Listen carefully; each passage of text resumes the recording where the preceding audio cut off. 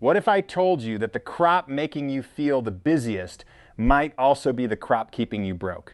A lot of gardeners and new market growers think profit comes from growing more crops, more variety, more beds, more harvests, more work. But in reality, profit usually comes from growing fewer crops and choosing the right ones, because not all crops are equal. Some crops take months to mature, demand constant attention, attract every pest in the neighborhood, and then sell for the same price as grocery store produce. They make you feel productive, but when you count your hours, they pay you almost nothing. And failing to spot these crops early means you can lose an entire season. You spend spring planting, summer watering, fall harvesting, and at the end you realize you created work, not income. So in this video, I'm going to walk through 7 crops that waste your time if your goal is profit, and then 4 crops that are actually worth growing because they give you faster turnover, better pricing, stronger demand, and a much better return for the space they use. The first crop that wastes your time is celery. Celery sounds like a smart crop because everyone knows it, everyone uses it, and it feels like something people should buy. But celery is one of the worst deals in the garden if you are trying to make money. It takes around 90 to 120 days to mature. During that whole time, it needs steady moisture. If it dries out, the stalks get tough and bitter. If temperatures swing too much, it can bolt. If pests find it, you can lose quality fast. And after all of that, what do you sell it for? Maybe $3 or $4 a bunch at a farmer's market. That might sound okay until you remember that it used the bed for almost 4 months. In that same time, you could have grown multiple rounds of salad mix, radishes, herbs, or microgreens. Celery does not just cost you water and labor. It costs you opportunity. The second crop that wastes your time is cauliflower. Cauliflower is beautiful when it works, but when it does not work, it is one of the most frustrating crops you can grow. It is extremely sensitive. Too hot and the heads get loose or bitter. Too cold at the wrong time and they can button into tiny, useless heads. Too much sun on the developing curd and the white head turns yellow or brown. It also takes a lot of space. Every cauliflower plant occupies a big footprint and each plant gives you one head. That's it, one chance. And that one head might take 70 to 100 days to grow. Even if you sell a beautiful cauliflower for $6 or $7, you have to ask what that bed could have produced instead. Could it have produced 3 rounds of salad greens? Could it have produced herbs every week? Could it have produced cherry tomatoes for months? Cauliflower creates a lot of risk for one harvest. That is not what you want when you are trying to build predictable income. The third crop that wastes your time is head lettuce. Now, lettuce itself is not bad. In fact, one of the profitable crops later in this script is a form of lettuce. But head lettuce is where growers get into trouble. A head of lettuce takes around 45 to 70 days, depending on the variety and season. It needs space. It needs clean conditions. It can bolt in heat, rot in wet weather, and turn bitter if stressed. And then customers compare it to grocery store lettuce. That is the problem. People are used to seeing heads of lettuce for $2 or $3. So even if yours is fresher and better, there is a ceiling on what most people will pay. You are using valuable space for a low-priced item with a short shelf life. Loose leaf lettuce, baby greens, and salad mix are completely different. They grow faster, can be harvested earlier, and can be sold by the pound at a much higher price. But full-size head lettuce is usually not the best use of space for a small grower.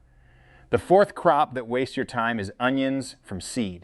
Onions are useful. Onions store well. Onions are in almost every kitchen. But growing onions from seed for profit is painfully slow. You usually start them early, babysit tiny seedlings for weeks, transplant them carefully, keep them weed-free, and then wait months for bulbs to size up. Depending on your climate and variety, onions can take 100 to 175 days from seed to harvest. That is an enormous amount of time for a crop that often sells for only a few dollars per pound. And onions do not end at harvest. They have to cure. That means they need dry, airy space after pulling. Then they need storage. Then you still have to sell them in a market where people can buy cheap onions anywhere. If you grow onions for your own kitchen, fine. But if your goal is profit from limited growing space, Onions from seed are usually not the crop that gets you there. The fifth crop that wastes your time is dry beans. Dry beans feel practical. They are protein rich, they store well, and they have that self-sufficient homestead appeal. But economically, they are usually a poor choice for small-scale profit. They take a long time to mature, often 85 to 100 days or more. Then you wait for the pods to dry, then you harvest, then you thresh, then you clean, then you package. That is a lot of handling for a crop that does not produce much value per square foot. Even if you sell fancy dry beans for a decent price per pound, the yield from a small bed is not impressive compared to higher value crops. And unless you have equipment, the post-harvest work can eat up your time. Dry beans make sense at field scale. They make sense if you have land, machinery, and a storage crop strategy. But in prime garden beds where every square foot matters, they usually waste your best growing area. The sixth crop that wastes your time is sweet corn. I know, people love sweet corn. Fresh corn is one of the great pleasures of summer. But for small growers, it is usually a terrible profit crop. Corn needs space. It also needs to be planted in blocks for good pollination. You cannot just tuck a few plants here and there and expect perfect ears. Each stalk usually gives you 1 or 2 ears. So think about that. One plant, 1 square foot or more, 60 to 90 days, and you get maybe 1 or 2 ears that sell for around $1 each. That is a weak return. Corn is also a heavy feeder. It wants nitrogen, it wants water, it attracts raccoons, birds, earworms, and other problems. And once it is picked, quality drops quickly because sugars start converting to starch. So you have a bulky crop, low price per unit, short harvest window, high pest pressure, and poor return per square foot. That is not a winning formula for a small farm or backyard grower trying to make money. The seventh crop that wastes your time is storage potatoes. Not all potatoes are bad. Baby potatoes or specialty new potatoes can work in the right market, but basic storage potatoes are a tough business. They take a long season. They need hilling. They can get hit with beetles, blight, scab, wireworms, and rot. Then after harvest, they need curing and proper storage. And the market price is low because potatoes are a commodity crop. Customers are used to buying big bags cheaply at the store. It is hard to convince most people to pay a premium for basic potatoes unless you have rare varieties or a very loyal customer base. The yield can be decent, but the price per pound is low. And if you store them, you take on more labor, more space, and more risk. So those are the 7 crops that can keep you busy without making you much money. Celery, cauliflower, head lettuce, onions from seed, dry beans, sweet corn, and storage potatoes. Now let's flip the conversation because the goal is not to scare you away from growing. The goal is to help you grow crops that actually reward your effort. The first crop worth growing for profit is salad mix. This is one of the best foundation crops for a small grower because it checks almost every box. It grows fast. Baby greens can often be harvested in 21 to 35 days. You can plant densely. You can harvest with a knife. You can wash, spin, bag, and sell it quickly. And the pricing is strong. Instead of selling 1 head of lettuce for $2 or $3, you can sell salad mix by weight.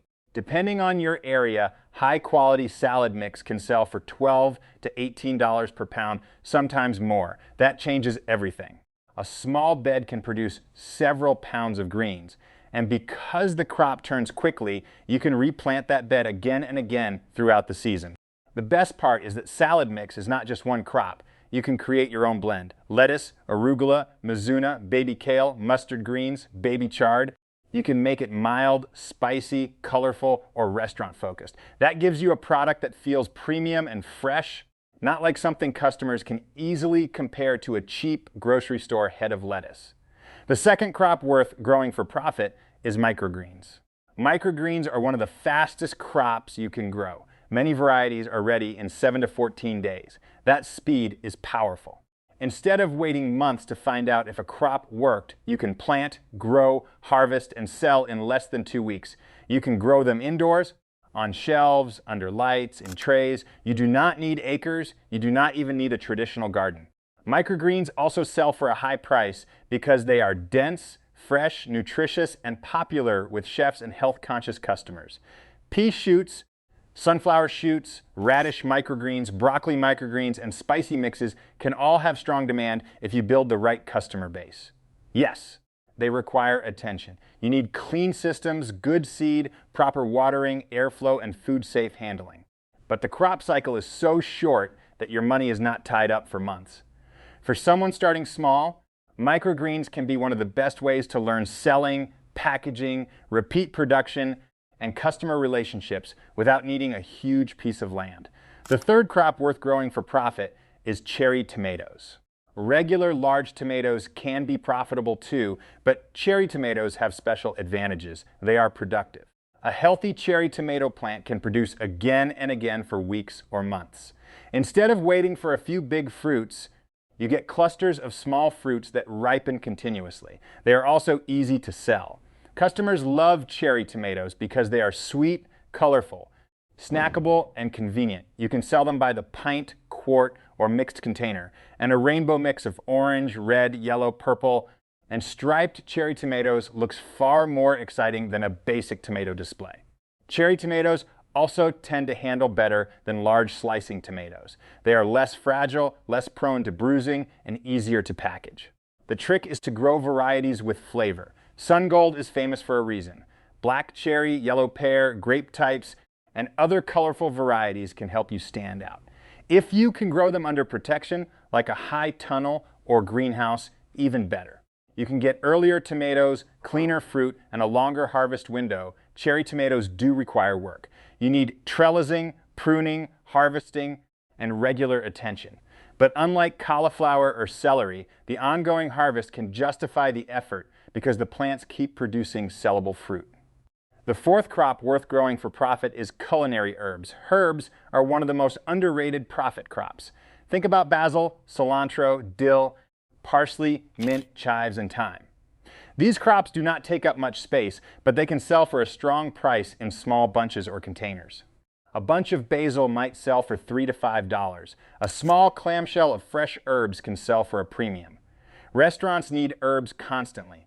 Home cooks want them fresh. And grocery store herbs are often overpriced, wilted, or low quality. That creates an opening. If you can bring fresh, fragrant, beautiful herbs to market, customers notice immediately. Basil can be harvested repeatedly if you cut it correctly. Cilantro grows quickly and can be succession planted. Parsley takes longer to establish but can produce for a long time. Mint is almost too easy, though it is best grown in containers so it does not take over. Herbs also pair well with other crops. Someone buying tomatoes may buy basil. Someone buying salad mix may buy dill or parsley. Someone buying potatoes may buy chives. That means herbs can increase the value of every customer visit. And if you bundle them well, label them clearly, and maybe include simple recipe ideas, they become more than a crop. They become an easy purchase. So what do these four profitable crops have in common? They are fast, repeatable, high value, and space efficient. Salad mix gives you quick harvests and premium pricing. Microgreens give you extremely fast turnover and can be grown in small spaces. Cherry tomatoes give you a long harvest window and high customer demand. Culinary herbs give you strong margins from very little space. That is the pattern to look for.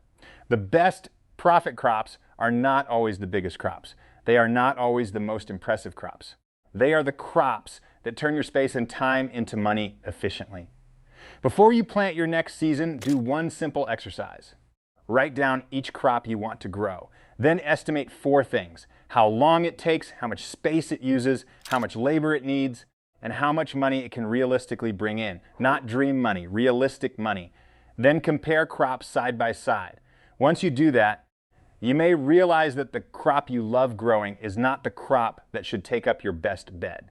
You may still grow it for yourself, and that is fine. But if the goal is profit, your best space should go to your best earners. That is how you stop farming on hope and start farming on numbers. You do not need to grow everything. You need to grow the right things, grow them well, and sell them consistently. Cut the crops that drain your season. Focus on the crops that pay you back. Start small, track everything, and let the results tell you what deserves more space next year. Because profitable growing is not about being busy. It is about making every bed, every tray, and every hour count.